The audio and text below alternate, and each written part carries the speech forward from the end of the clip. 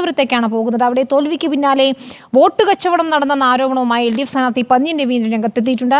പണത്തിന്റെ കുത്തൊഴുക്ക് തെരഞ്ഞെടുപ്പ് ഫലത്തെ സ്വാധീനിച്ചു. 2 കോടീശ്വരന്മാർക്കിടയിലാണ് താൻ മത്സരിച്ചത്. പണം ഒഴുക്കുന്നതിൽ 2 കൂട്ടരും മോശക്കാർ ആയിരുന്നില്ലെന്നും തലസ്ഥാനത്ത് കോടികൾ വാരി വിതറിയെന്നും പന്ന്യൻ രവീന്ദ്രൻ ആരോപിക്കുന്നു. ഇവിടെ പണത്തിൻ്റെ കൊത്തൊഴുക്കായിരുന്നു എന്നതിൻ്റെ കാര്യത്തിൽ ആർക്കാ സംശയം ഉണ്ടായിരുന്നത്? പണം എന്ന് പറയുന്നത് ഈ തെരഞ്ഞെടുപ്പിനെ കണ്ടമാനം സ്വാധീനിച്ചു. തിരുവനന്തപുരത്ത് എത്ര കാശ് ചെലവഴിച്ചു എന്നുള്ളത് നമുക്കൊരു പിടിയുമില്ല. കോടികൾ ഇവിടെ വാരി വിതറി.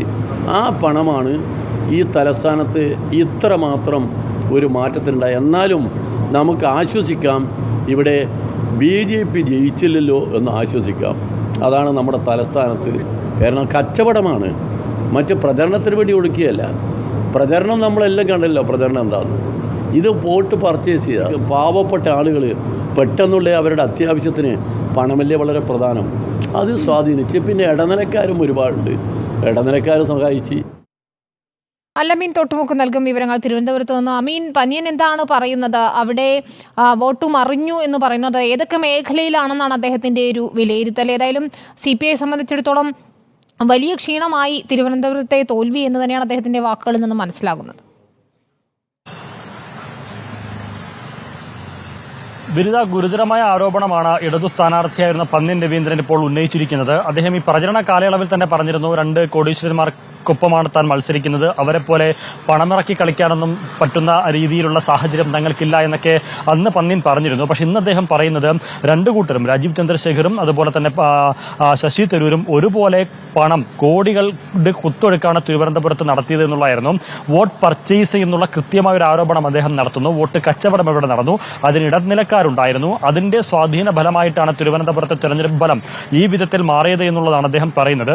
അപ്പോഴും നമ്മൾ ചോദിച്ചു, ഈ പണത്തിന്റെ ഒഴുക്ക് എന്നതുകൊണ്ട് ഉദ്ദേശിക്കുന്നത് പ്രചരണ രംഗത്തിറക്കിയതാണോ എന്ന് ചോദിക്കുമ്പോൾ അതല്ല, വോട്ടുറപ്പിക്കുന്നതിന് വേണ്ടി, വോട്ട് ബാങ്ക് വാങ്ങുന്നതിന് വേണ്ടി പർച്ചേസ് ചെയ്തു എന്ന രീതിയിലുള്ള ആരോപണം തന്നെയാണ് അദ്ദേഹം ഉന്നയിക്കുന്നത്. തരൂരാണോ രാജീവ് ചന്ദ്രശേഖറാണോ അങ്ങനെ പണം പമ്പ് ചെയ്തത്, ഏറ്റവും കൂടുതൽ പണമിറക്കി വോട്ട് പർച്ചേസ് ചെയ്തെന്ന ചോദ്യത്തിന് 2 കൂട്ടരും മോശക്കാരായിരുന്നില്ല എന്നുകൂടി പന്ന്യൻ രവീന്ദ്രൻ പറഞ്ഞു വെക്കുകയും ചെയ്യുന്നുണ്ട്. ഇതിനോടൊക്കെ എന്ത് മറുപടി ആയിരിക്കും ഇനി BJP ക്യാമ്പും UDF ക്യാമ്പും പറയുക എന്നുള്ളത് ഏറെ പ്രധാനമാണ്. ഏതായാലും അതിശക്തമായിട്ടുള്ളൊരു മത്സരത്തിൽ വലിയ തിരിച്ചടിയാണ് ഇത്തവണ ഇടതുമുന്നണിക്ക് പതിവ് പോലെ ഉണ്ടായിരിക്കുന്നത്. ലോക്സഭാ തിരഞ്ഞെടുപ്പിൽ കഴിഞ്ഞ തവണയൊക്കെയും ഇടതുമുന്നണി 3ാം സ്ഥാനത്തേക്ക് പിന്തള്ളപ്പെട്ടു പോയി. ഇത്തവണയും സമാനമാണ് സാഹചര്യം. ഇത് മാത്രമല്ല, കഴിഞ്ഞ തവണ പിടിച്ച വോട്ടുകൾ പോലും ഇത്തവണ LDFന് പിടിക്കാനായതുമില്ല. ഒരു ഘട്ടത്തിൽ പോലും വോട്ടെണ്ണലിന്റെ ഒരു ഘട്ടത്തിൽ പോലും മുന്നോട്ട് വരാൻ പന്ന്യനായതുമില്ല. അതിന്റെയൊക്കെ ക്ഷീണം വലിയ രീതിയിൽ പാർട്ടിയിലുണ്ട്, മുന്നണിയിലുണ്ട്. അതൊക്കെ ചർച്ച ചെയ്ത് പരിഹരിക്കുമെന്നുള്ളതാണ് പന്ന്യൻ രവീന്ദ്രൻ ഇന്ന് പറഞ്ഞത്. കഴിഞ്ഞ തവണയൊക്കെ C ദിവാകരൻ പരാജയപ്പെട്ടപ്പോഴും അതിനു മുമ്പ് ബെനറ്റ് എബ്രഹാം മത്സരിച്ച് പരാജയപ്പെട്ടപ്പോഴും ഇടതുമുന്നണി 3ാം സ്ഥാനത്തേക്ക് പിന്തള്ളപ്പെട്ട് പോയപ്പോഴും ഒക്കെ നേതൃത്വം പറഞ്ഞത്